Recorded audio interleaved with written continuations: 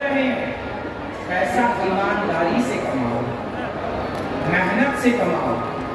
फिजूल बेईमानी का करोड़ों एक तरफ और ईमानदारी का 1 रुपया एक तरफ। वो 1 रुपया सुनो, एक तराजू बांधिएगा, एक तराजू बांधिएगा और उस तराजू में एक पलड़े पर बेईमानी के करोड़ों रखिएगा और दूसरे पलड़े पर ईमानदारी का 1 रुपया रखिएगा। सच बताओ किसका पलड़ा भारी होगा?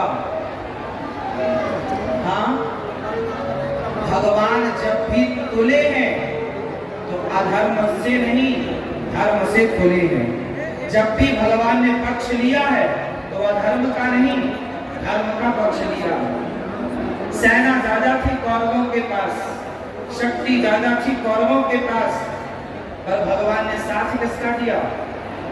जोर से पांडवों का। क्यों? क्योंकि पांडवों के पक्ष में क्या था?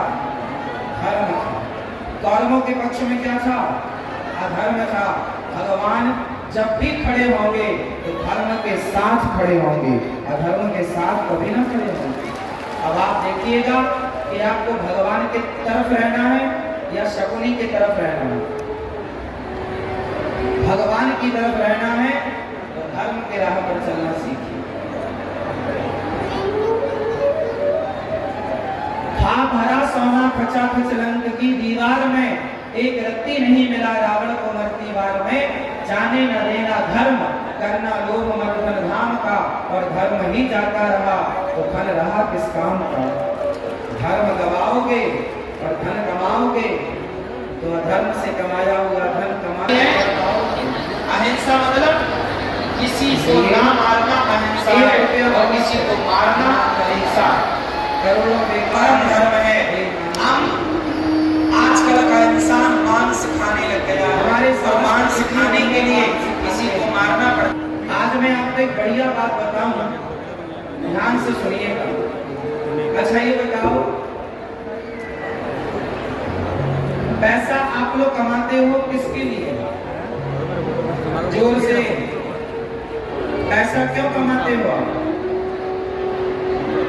उत्तर दो। इसके लिए, पत्नी के लिए, फिर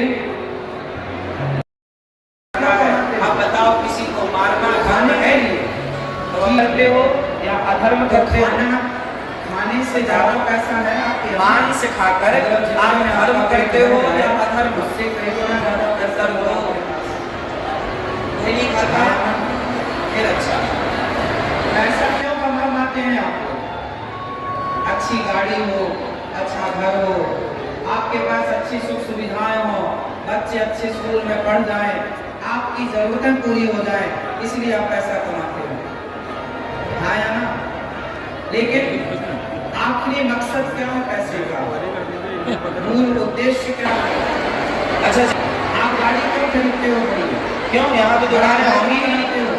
फिर बढ़िया, खुशी के लिए, आपको खुशी मिलती है। तो पीछे वाली भैया कह रही है खुशी, बड़ी गाड़ी में खुशी, बड़ा मांस वांस यहाँ खाते हैं लोग अपने खुशी के लिए।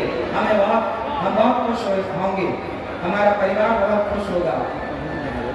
लेकिन एक बात बताओ, क्या बहुत बड़ी गाड़ी, बहुत बड़े बंगले, बहुत सारे पैसे से खुशी मिलती है? जबकि सारे चीजों का उद्देश्य है खुशी। आप अपनी पत्नी को हार बनवा के देते हो, किसके लिए? उसकी खुशी के लिए। आप अपने बच्चों को खिलौना लाकर देते हो, उनकी खुशी के लिए। उनकी पसंद का चॉकलेट, टॉफी, खाना पीना लाकर देते हो, उनकी खुशी के लिए। आप सारी जिंदगी काम करते हैं खुशी के लिए। हाँ या ना? आप अच्छे कपड़े पहनते हैं खुशी के लिए। ये कपड़ा पहन के आप खुशी नहीं मिली तो नहीं पहनते, इसको पहनने से खुशी मिली, आपने वो पहन लिया। आप सारा काम करते हैं प्रसन्नता के लिए। हाँ या ना? जोर से, सही है? अब आप मुझे बताओ कि सब कुछ करने के बाद भी क्या आप प्रसन्न रहते हो? क्या आपके जीवन में खुशी है? आपके जीवन में पैसा है? क्या आपके जीवन में खुशी है? उत्तर दो। पूछ रहे हैं हम आपसे, अपने अंदर की बात बताना हृदय से। आपके जीवन में पैसा है, गाड़ी है, बंगला है, सुख सुविधाएं जुटाई आप लोगों ने, लेकिन क्या खुशी है, क्या प्रसन्नता है? जोर से, जोर से नहीं। अब आपको करना क्या है? अब आप तो देखो, आपकी तो गुजर जा रही है, गुजरी जा रही है जैसे तैसे। अब आने वाली पीढ़ी को आप नया मंत्र दीजिए। और क्या मंत्र है? नया मंत्र ये है कि बेटा, आप अपने बच्चों को पहले पैसा कमाना मत सिखाओ, आप अपने बच्चों को पहले खुश रहना सिखाओ। कि हर परिस्थिति में बेटा पहले खुश रहना सीखो। जो आदमी हर परिस्थिति में खुश रहना सीखता है, वो पैसा कमा ही लेगा। हाँ या ना? बताओ, क्या जरूरी है? पैसा जरूरी है या प्रसन्नता जरूरी है? उत्तर दो। तो आप अपने बच्चों को पैसा कमाना तो सिखाते हैं, लेकिन प्रसन्न रहना, हाँ या ना? प्रसन्न रहना हर हाल में। केवल सुख में हम अच्छे हालातों में प्रसन्न रहें ना, बुरे हालातों में भी हम यदि आप लोगों ने अपने बच्चों को हर हाल में प्रसन्न रहना सिखाया होता, तो कोई भी व्यक्ति आत्महत्या कभी ना करता। आज बहुत सारे बच्चे, बहुत सारी बच्चियां, बहुत सारे लोग आत्महत्या कर लेते हैं कि नहीं? हाँ या ना? डिप्रेशन में चले जाते हैं या नहीं? हाँ या ना?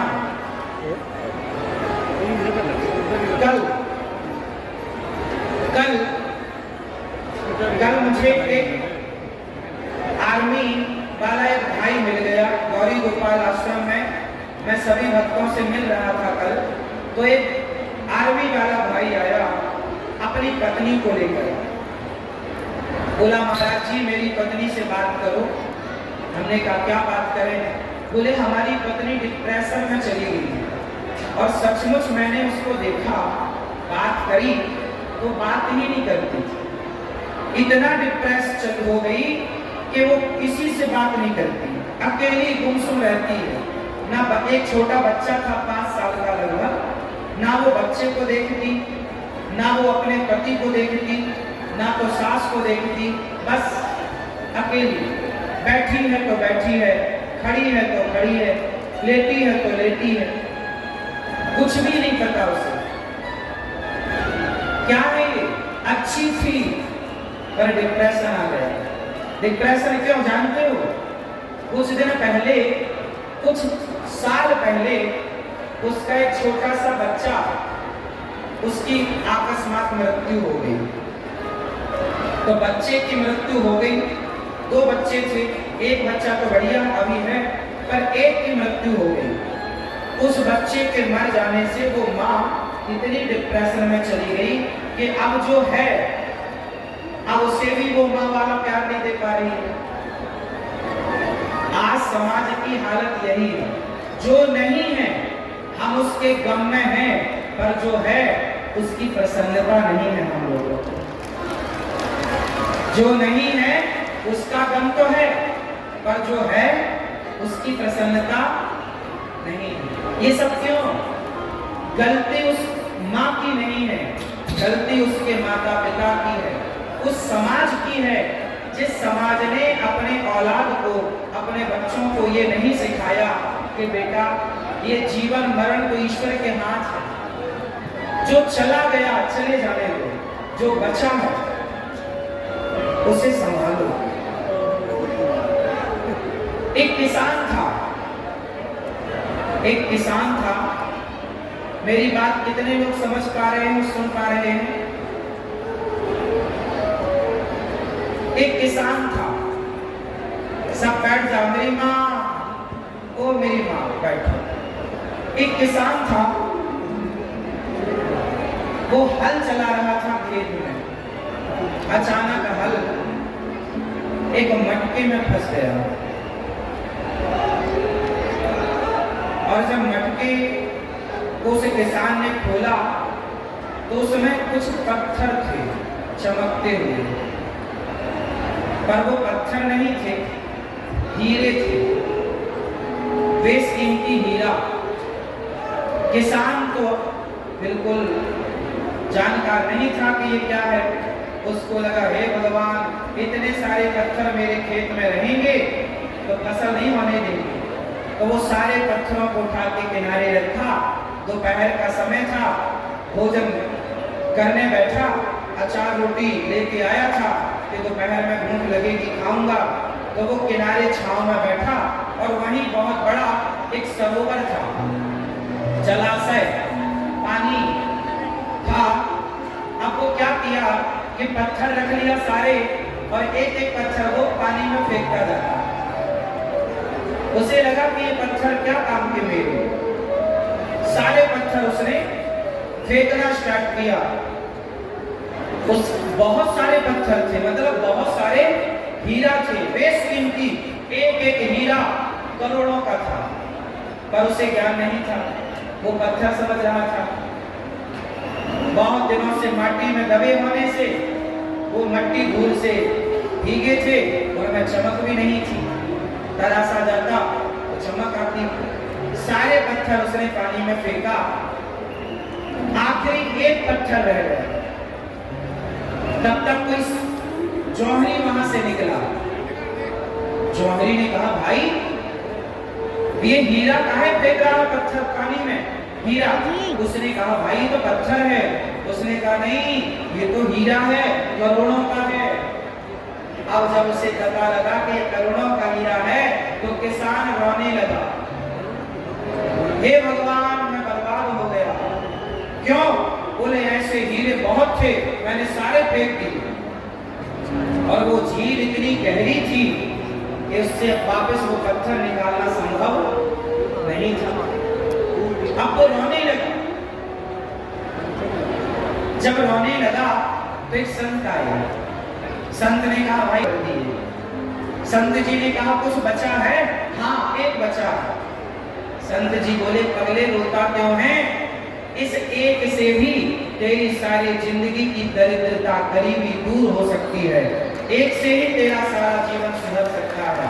जो चला गया उसके लिए रो मत, जो बचा है उसका आनंद ले, उसमें प्रसन्न रहे, उसकी खुशी मना।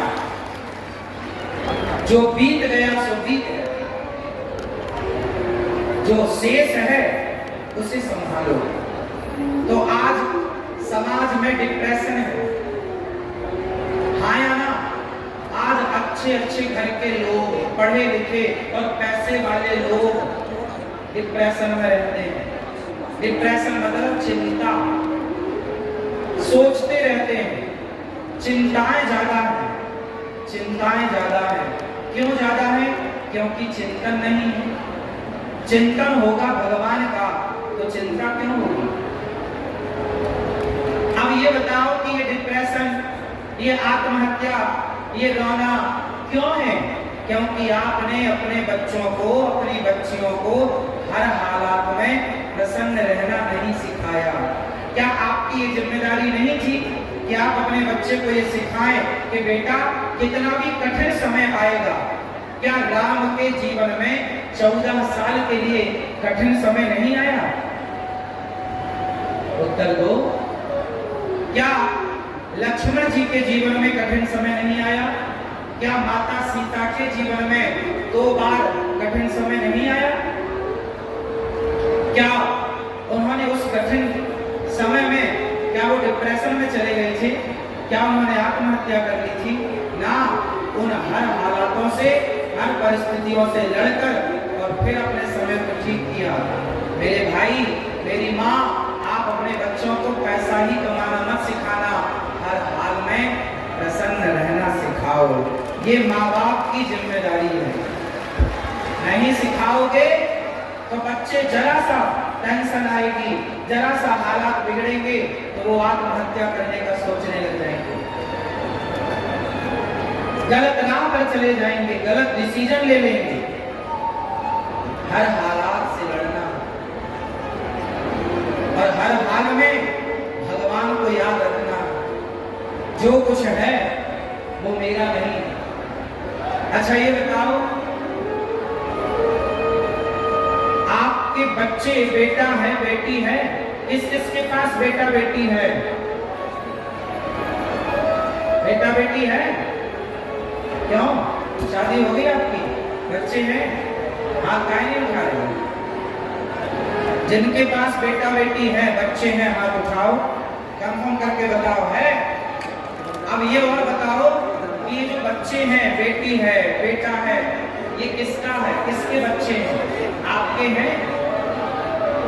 जोर से, आपके हैं? कितने % शेयर आपका है बच्चों में? बोलो भैया, कितने % शेयर आपका है? 30%। और बाकी 70 पत्नी का। वाह, ये बढ़िया है। अपना कम रख रहे हैं, पत्नी का ज्यादा, ठीक है, इनसे तो ठीक है। अब सुनो, अब हम बताएं, मैया वो मोबाइल चलाने वाली मैया बैठो, मेरी माँ तुम कल चला लेना मोबाइल, शाम को चला लेना मोबाइल, अभी चलाओगी?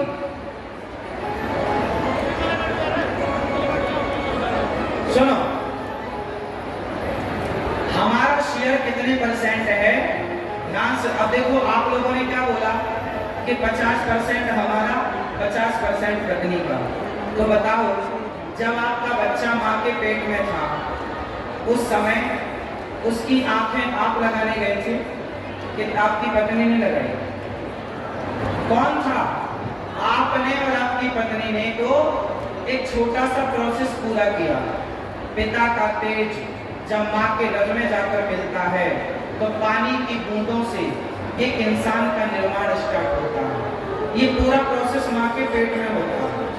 एक पानी की बूंद से एक इंसान का निर्माण। कौन था वो जिसने आंखें लगाई? कौन था वो? कान लगाए। अंधा बनाया होता तो क्या करते आप? लंगड़ा बनाया होता तो क्या करती माँ और क्या करता बाप? कौन था वो जिसने माँ के पेट में पानी की बूंदों से एक इंसान की रचना की? कौन था जिसने सही जगह आंख लगाई, कान लगाए, चलने को पाँव दिए, बोलने को वाणी दी? कोई तो था। ये कैमरा यदि काम कर रहा है तो इसे बनाने वाला कोई तो होगा। आप और हम ठीक ठीक हमारी आंखें काम कर रही हैं, हाथ पांव काम कर रहे हैं, तो कोई तो था ना बनाने वाला। वो माँ के पेट में कौन था? वो जोर से आप बताओ, कौन था? भगवान थे। तो आपने अपना % तो रखा 50, पत्नी का रखा 50, पर भगवान का तो रखे ही। भूल गए ना भगवान को? हाँ, यही होता है, हम भगवान को भूल जाते हैं। हमारा ही सब कुछ है, भगवान का कुछ नहीं है। 1% भी शेयर आपने ईश्वर को नहीं दिया। आपने ये कहा 50% हमारा, 50 पत्नी का। अरे पत्नी, और तुमने किया क्या? तुमने तो एक छोटा सा प्रोसेस किया था, उसके बदले तुमने तो सुख भी ले लिया था। आगे का माँ के पेट में 9 महीने था, तो माँ का योगदान पिता के योगदान से ज्यादा। पर कितना ज्यादा? 1% बाप का योगदान है और 2% माँ का।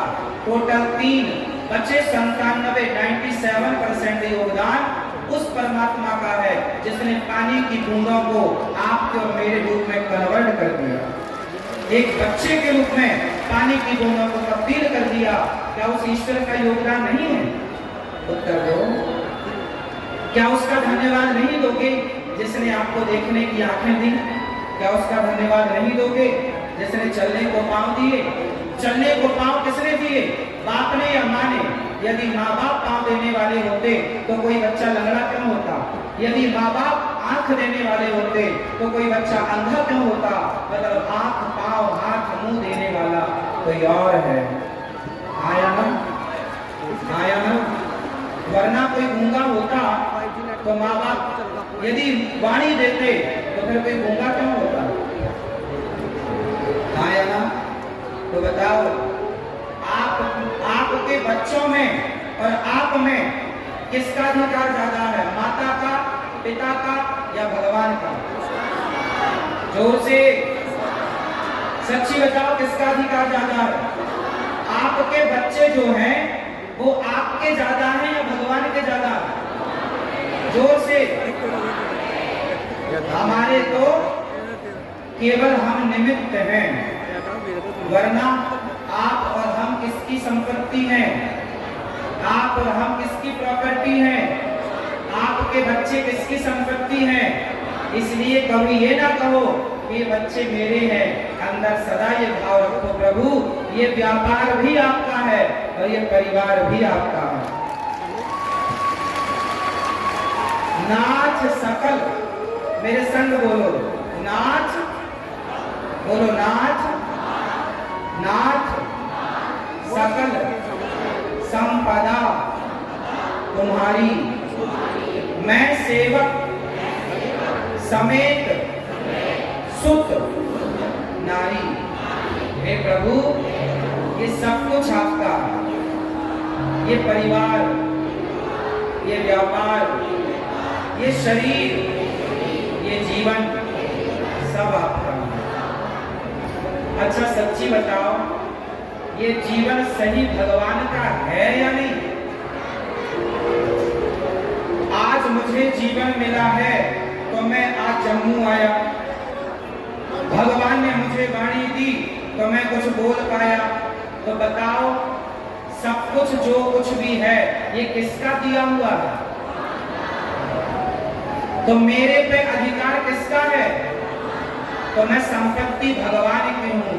हे प्रभु मैं आपका हूँ, चाहे आप मुझे यहाँ रखो या वहां बुला के रखो, जहां आप रखोगे मैं रहूंगा।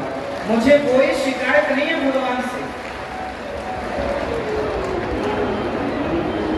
ना जीवन मिला इसका धन्यवाद तो दो ईश्वर को। अच्छा कुछ लोग घबराते हैं, महाराज जी हम मर ना जाए, मर ना जाए। भाई मरता मरता कोई नहीं है। कोई मरता है क्या? कोई मरता है क्या? हम जम्मू आए एक दिन के लिए, आपको कथा सुनाएंगे और कथा पूरी करके आपको कथा सुनाने आए हैं, सत्संग में आए हैं और फिर वापस हम चले जाएंगे वहीं जहां से आए हैं। बताओ हम जहां से आए हैं वहीं तो जाएंगे। काम करने आए थे तो काम कर लिया। ऐसे ही आप और हम लोग इस संसार में कुछ काम करने आए हैं, काम करके सब लोग वहीं जाएंगे जहां से आए थे। और वहीं जाने के नाम को लोग कहते हैं मर गया। मरता थोड़ी है कोई भाई, वहीं गए जहां से आए थे। अब ये अनिरुद्धाचार्य आया आपके पास, काम पूरा किया चला जाएगा। तो हम आए थे काम करने, काम करके चले गए। ऐसे ही हम मेहमान हैं यहाँ के लिए, एक दिन के लिए आए मेहमानी करने आपके पास। उसी तरह आप लोग, हम सब लोग 25 साल, 50 साल, 100 साल के लिए संसार में मेहमानी करने आए हैं। ये संसार हमारे बाप का नहीं है। क्यों? आपके बाप का है क्या? क्यों? ये संसार आपके बाप का है क्या? उत्तर दो, किसके बाप का है? ये सब कुछ भगवान का है। यदि भगवान को अपना बाप मानते हो तो हाँ कह सकते हो कि हाँ ये हमारे भगवान का, हमारे बाप का है। यदि बाप ईश्वर को मानते हो तो हमें माता च पिता को नहीं, इस सिद्धांत से आप कह सकते हैं कि हमारे बाप का है, वरना ये हमारा नहीं है। हम इस संसार में एक मेहमान हैं। क्या है हम? क्या हो आप? परदेसी हो। क्या हो आप? और परदेसी हो तो परदेसियों से ना अखियां मिलाना, परदेसियों से अखियां ना मिलाना, क्योंकि परदेसियों को है एक दिन जाना। इस संसार में जो है सब परदेसी हैं और सब अपना काम करके चले जाएंगे, चाहे वो आपकी पत्नी हो या आपके पति या आपके बाप पिता हो या आपकी माँ, सब परदेसी हैं। हाँ या ना? आपके दादाजी चले गए कि नहीं? परदादा चले गए कि नहीं? सब आए और चले गए, खत्म कहानी। तो हम सब किसकी संतान हैं? भगवान की। हम किसके हैं? हमारा कौन है?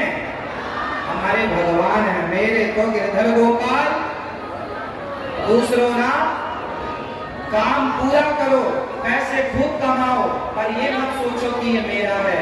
ये सोचो कि परमात्मा ने हमें एक छोटी सी जिम्मेदारी दी है, इस 2 बच्चों की जिम्मेदारी नहीं। मैया, ओ मैया, लड़ रही हो क्या मेरी माँ?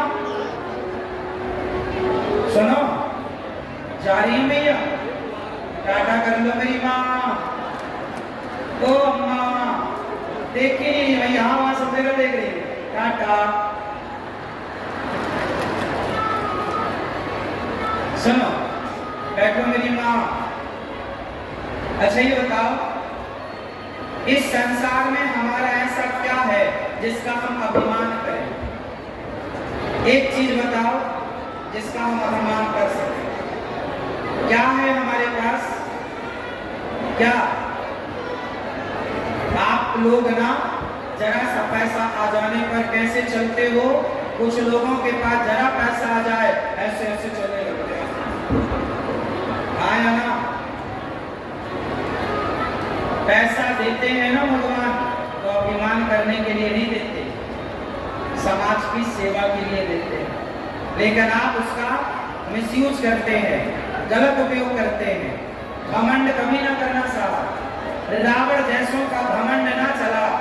जिसकी लंका सोने की थी, तो हमारे तुम्हारे घर को माटी के हैं, घमंड क्या चलेगा? अति कभी ना करना बंदे, नीति तेरी हो जाएगी, बिन पंखों के पक्षी जैसी गति तेरी हो जाएगी। अति ना करना। घमंड रावण का नहीं चला, हमारा क्या चलेगा? जो देते हैं ईश्वर, उसको स्वीकार करो।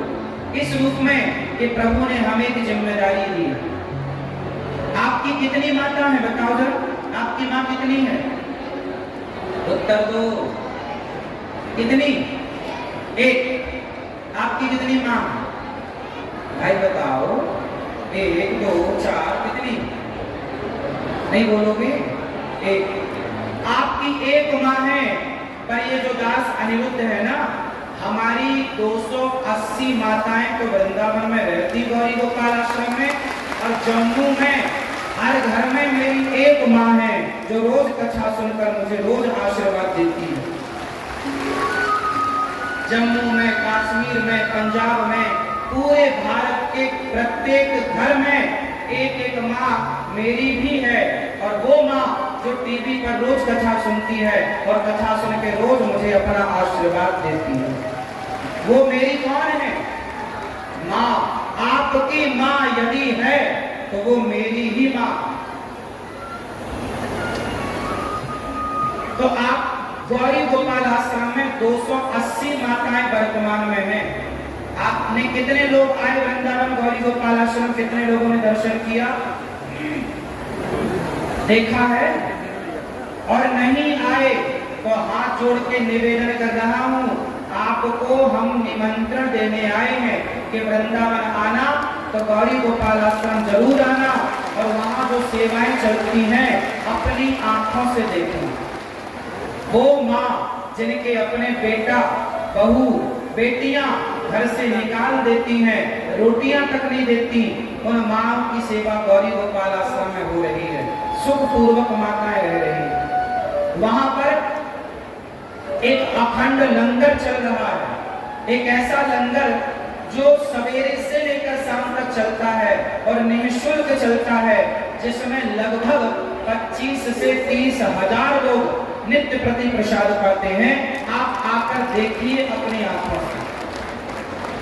ईश्वर पैसा दे आपको तो घमंड ना कीजिएगा, समाज की सेवा कीजिएगा, अपनी माता की सेवा करो, दीन दुखियों की सेवा करो, भूखे को रोटी दो, प्यासे को पानी दो। आप भी कभी वृंदावन आना, और देखना, और देखने के बाद आपको लगे कि आपको भी इन सेवाओं से जुड़ना चाहिए, तो आप भी आकर देखने के बाद फिर सेवाओं से जुड़ सकते हैं। पहले मत जुड़ना, आप पहले हमें कुछ मत दो, 1 रुपए भी मत देना हमें। पहले आओ, अपनी आंखों से देखो कि जो हम कह रहे हैं वो सही है या गलत है। सही दिखे वहां आपकी आंखों से, तो आपको लगे तो आप किसी को रोटी का सहयोग करना, 2 पैसे दान करना, नहीं तो कोई जरूरत नहीं है। प्रिय भक्तों, अब मैं आपको एक छोटी सी बात और बताऊं कि अभिमान, हमारे पास जरा पैसा आ जाए, पद आ जाए, प्रतिष्ठा आ जाए, तो हम अभिमान करते हैं। मैं आप लोगों के भले की एक बात बता रहा हूँ, सुन लोगे, मेरी एक बात करोड़ों की है, सुन लोगे तो काम बहुत आएगी, नहीं सुनोगे तो कोई बात नहीं। बात यह है कि कभी ईश्वर आपको पैसा दें, धनवान बनाए, तो धन का कभी गलत उपयोग ना करना, मिसयूज ना करना। धन मतलब लक्ष्मी, धन मतलब लक्ष्मी माता। आप लोग दीपावली में पूजा करते हो किसकी? लक्ष्मी माता की। अच्छा, कितने लोग चाहते हो कि हमारे घर लक्ष्मी माता आए? भगवान करे आपके घर खूब लक्ष्मी माता आए, लेकिन याद रखिएगा, लक्ष्मी माता उनके घर आती हैं जो अपनी लक्ष्मी का सदुपयोग करता है। अच्छा, लक्ष्मी का सदुपयोग क्या है और लक्ष्मी का दुरुपयोग क्या है? शराब पीना लक्ष्मी का सदुपयोग है कि दुरुपयोग? उत्तर दो। शराब पीना, आप में से कितने लोग शराब पीते हैं? शराब पीते हो आप लोग? यहाँ बिकती है शराब के लिए? बिकती है? आप पीते हो भैया? सच्ची बताओ। आप जी भैया, आप पीते हो? थोड़ी सी, कभी कभी दोस्ती यारी में? क्यों? सही, आप पीते हो? चश्मा वाले भैया और टोपी वाले भैया, सही बताओ, नहीं पीते। और यहाँ आप लोग पीते हो शराब? क्यों? आज ही बनी आई पी के? पी गई तो नहीं बोल रहे हो नहीं पीते?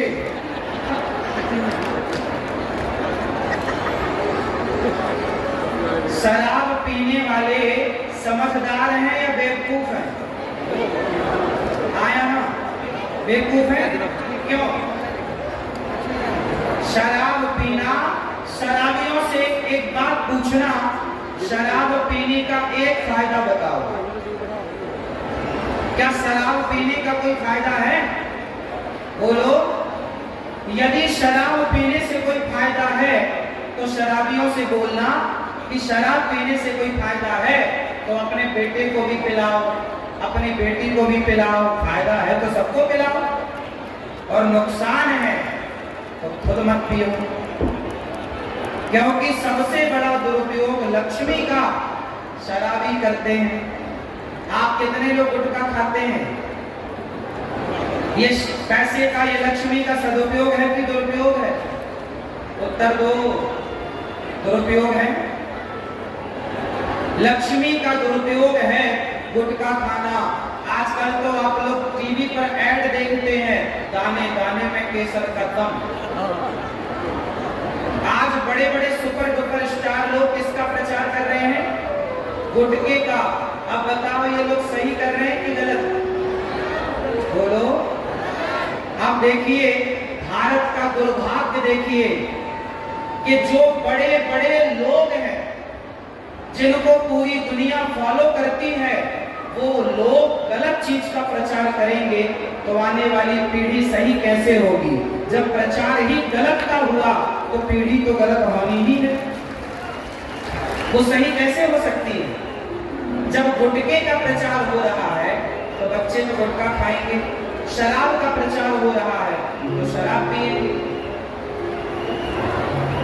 इसलिए आप अपने अपने बच्चों को सुपर डुपर स्टारों से भी बचा के रखिएगा। आज जितने भी बॉलीवुड है, अच्छा बॉलीवुड ने समाज को क्या दिया है? बॉलीवुड ने समाज को क्या दिया मैं बता रहा हूं। बॉलीवुड ने क्या दिया? पहला, मुझे पीने का शौक नहीं, पीता हूं गम भुलाने को। ये गाना बॉलीवुड में है। अब ये गीत जब सुनेगा कोई तो गम भला किसे नहीं, सबको लगेगा शायद एक पैक मारने से कुछ कम हो। इस चक्कर में बहुत सारे लोग शराब पीने लग जाते हैं। आज जितने लोग शराबी हैं उनका जिम्मेदार कौन है? बोलो, हाँ कौन जिम्मेदार है? बॉलीवुड जिम्मेदार है। हर पिक्चर में शराब पीने का सीन होता है, हाँ या ना? क्या ये सही है? सही है। वो लोग शराब का प्रचार करते हैं, अंडे का प्रचार करते हैं, जुए का प्रचार करते हैं। आज जितना भी क्रिकेट हो रहा है, ये क्रिकेट रहा ही नहीं, ये तो जुआ हो गया। आप कितने लोग सहमत हैं इस बात से कि आजकल का जो 2020 है, क्रिकेट है, आईपीएल जो है, वो क्रिकेट अब रहा नहीं, वो जुआ हो गया। कितने लोग मान रहे हैं इस बात को? आप बताओ कि आज की पीढ़ी को, आज के नौजवान बच्चों को यदि जुआड़ी बना दिया जाएगा तो आने वाले भारत का भविष्य क्या होगा? तो बताओ, बच्चों को बॉलीवुड से बचाने की जरूरत है या नहीं? चाहे वो क्रिकेटर हो या सुपर डुपर स्टार हो, फिल्म स्टार हो, ये दोनों लोग खतरनाक। क्रिकेटर लोग किसका प्रचार कर रहे हैं? संडे हो या वनडे, तू खा वनडे, अंडे का। ये प्रचार गन्ने के रस का नहीं कर रहे हैं। गन्ने के रस का प्रचार करते तो गन्ने का किसान भारत का फांसी लगा के ना मरता। ये लस्सी और छाछ का प्रचार करते तो कत्ल खानों में गाय ना मरती, पर पेप्सी और कोका कोला का प्रचार कर रहे हैं ये लोग। जितनी गलत चीजें हैं सबका प्रचार बॉलीवुड करने। बताओ, जुआ खेलने का एक ऐप आता है, उस ऐप का प्रचार करते हैं कि नहीं? हाँ या ना? जुए का प्रचार, शराब का प्रचार, अंडे का प्रचार, गुटखे का प्रचार, ये सारी गलत चीजों का प्रचार कर रहे हैं। और आपको ज्ञान क्या दे रहे हैं? शंकर जी पर दूध क्यों चढ़ाते हो? गरीबों में बांटो। तो भाई साहब, तो शराब क्यों पीने का कह रहे हो? गुटखा क्यों खाने का कह रहे हो? वो गरीबों में बांटो। शंकर जी पर दूध चढ़ाने से नहीं दिक्कत। सनातन धर्म पर इतना आघात किया है बॉलीवुड ने। आजकल के बच्चे शंकर जी पर दूध नहीं चढ़ाते, लेकिन पिक्चर देखने जरूर जाते हैं। वो कहते हैं शंकर जी पर दूध चढ़ाएंगे तो पैसा बर्बाद हो जाएगा, गरीबों में दो। अरे भाई, तो फिर पिक्चर देखने की क्या जरूरत है? वो टिकट जो तुम पिक्चर देखने के लिए कटवा रहे हो, 100, 200 की, 500 की, वो पैसा गरीबों में बांट दो ना। पिक्चर देखने की क्या जरूरत है? गरीबों की इतनी ही चिंता है तो पिक्चर की टिकटें 200 की क्यों मिलती हैं, 500 की क्यों मिलती हैं? YouTube पर सारी पिक्चरें अपलोड कर दें, लोग फ्री में देख लेंगे। क्यों जी? यदि तुम्हें गरीबों की इतनी चिंता है, साहब एक षड्यंत्र हमारे देश में है। बॉलीवुड ने एक षड्यंत्र खेला, और वो षड्यंत्र क्या था? आज कितने नौजवान बच्चे बॉलीवुड ने बरगलाया तो वो उनकी बातों में आ गए।